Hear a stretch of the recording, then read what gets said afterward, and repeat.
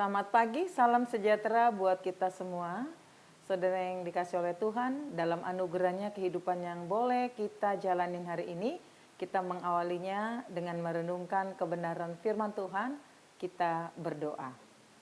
Bapa kami di sorga, kami memuji kebesaran Tuhan dalam hidup kami, karena kami tahu bahwa Engkau bekerja di setiap detik perjalanan kehidupan yang sedang kami jalani. Hari ini Engkau menganugerahkan bagi kami kehidupan untuk boleh kami jalani dan kami nikmatin. Kami berdoa kiranya pertolongan Tuhan yang memimpin dan mengarahkan setiap waktu yang ada, supaya semua berjalan sesuai dengan pimpinan-Mu. Kami mau merenungkan firman Tuhan, kiranya Tuhan menolong kami untuk mengerti dan hidup di dalamnya. Di dalam Kristus Yesus kami berdoa dan mengucap syukur. Amin. Saudara yang dikasih oleh Tuhan, firman Tuhan yang menjadi renungan pada hari ini, Jumat 11 April 2025, diambil dari Efesus pasal yang keempat ayat yang ke-26, demikian firman Tuhan. Apabila kamu menjadi marah, janganlah kamu berbuat dosa. Janganlah matahari terbenam sebelum padam amarahmu. Saudara yang dikasih oleh Tuhan, setiap orang tentu pernah marah. Karena marah adalah salah satu membuktikan bahwa seseorang itu normal. Justru ketika seseorang tidak pernah marah, itu perlu dipertanyakan, ada apa di sana? Apalagi sebagai orang Kristen, ketika ia melihat ketidakbenaran dan dia diam saja dan dia sama sekali tidak ada reaksi, dia tidak marah, siapa tahu di sana justru dia sedang kompromi dengan dosa itu. Saudara dikasih oleh Tuhan, Alkitab mencatat bahwa ternyata bukan hanya manusia. Yesus sendiri pun pernah marah. Ia marah ketika mendapati orang-orang yang berjualan di dalam bait suci Allah. Ia marah dengan mencabuk dari tali dan mengusir para pedagang. Tetapi ketika Yesus marah bukan karena emosi, bukan karena dia memikirkan atau egois memikirkan dirinya sendiri, tidak sama sekali. Tetapi ketika Yesus marah, dia marah karena ketidakadilan dan keserakahan orang-orang yang berusaha untuk merusak bait suci Allah. Kitab Markus mencatat bahwa Yesus juga marah karena ia sedih terhadap orang-orang Farisi yang tidak memiliki iman.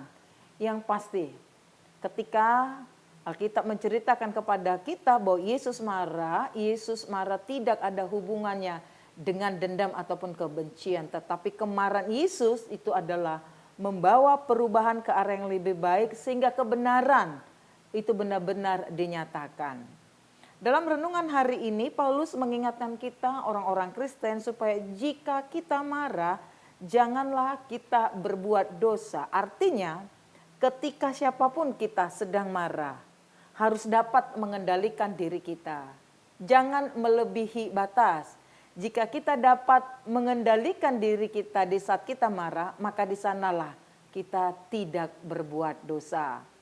Ada orang ketika dia marah tidak lagi terkontrol. Sehingga setiap perkataan-perkataan yang keluar dari mulutnya karena marahnya, karena emosinya yang sudah tidak lagi dikendalikan, sudah menimbulkan dosa.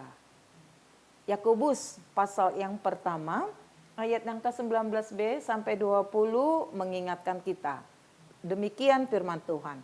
Setiap orang hendaklah cepat untuk mendengar, tetapi lambat untuk berkata-kata dan lambat untuk marah.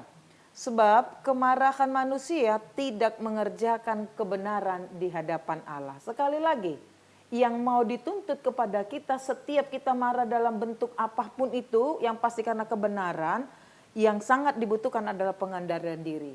Jangan biarkan dirimu ataupun amarahmu menghancurkan dirimu sendiri atau menghancurkan orang-orang yang ada di sekitar kita.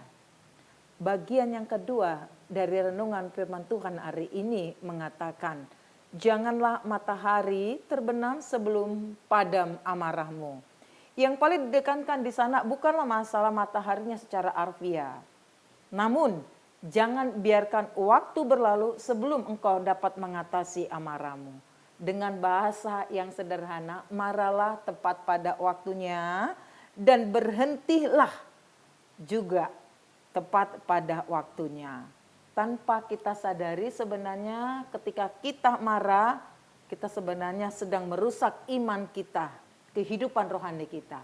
Tetapi ternyata lebih daripada itu, orang yang terlalu sering marah-marah, apalagi kalau dia tidak terkontrol, itu dapat menimbulkan penyakit atau merusak tubuhnya secara fisik. Karena itu, jikalau kita mau sehat secara rohani, jikalau kita mau sehat secara fisik, mari kendalikan diri kita masing-masing saat kita marah. Marahlah demi kebenaran dan bukan untuk dosa. Presiden Amerika Serikat yang ketiga, Thomas Jefferson, pernah berkata, kalau ia sedang marah, dia akan menghitung 1 sampai 10. Dan kalau ia sangat marah, maka ia akan menghitung 1 sampai dengan 100. Artinya, dia perlu mengendalikan diri saat dia sedang marah. Selamat beraktivitas. Tuhan Yesus memberkati. Amin. Kita berdoa. Bapa kami di sorga, terima kasih untuk firman-Mu yang mengingatkan kami pada pagi hari ini. Ada banyak hal yang kami hadapi setiap hari, kadangkala tidak sesuai dengan harapan kami. Tetapi firman ini sudah mengajarkan kami untuk tetap tenang dan sabar. Ketika pun kami marah, biarlah kami marah tepat waktunya.